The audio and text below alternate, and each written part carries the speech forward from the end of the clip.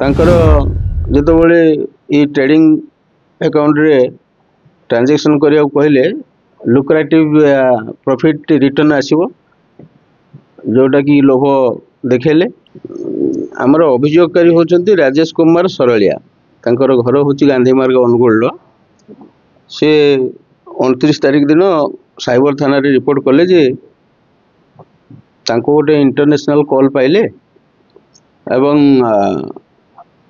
से कॉल द्वारा तांको गोटे ट्रेडिंग ऐप रे पोर्टाल रे गोटे जॉइन करिया कही एवं भल इन्वेस्टमेंट रो गोटे लोभ देखई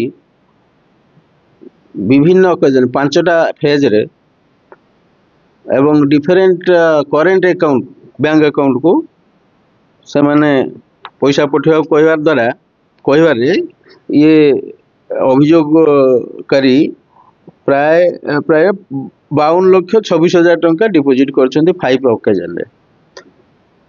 तांकर जेतबेले ई ट्रेडिंग अकाउंट रे ट्रांजैक्शन करिया कहले लुक्रेटिव प्रॉफिट रिटर्न आसीबो जोटा कि लोभ देखेले।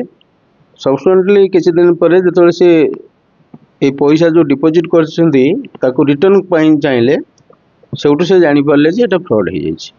तापर से साइबर थाना रे आसिक रिपोर्ट करछन्ती जो थरो तांको रिपोर्ट रे 17 नंबर केस 17/25 साइबर थाना रे केस रुजु हेछि एवं इन्स्पेक्टर धीरेश दास अनुगुल आईएससी ताको तदंत करछन्ती एवं ए तदंत रे हमरो साइबर थाना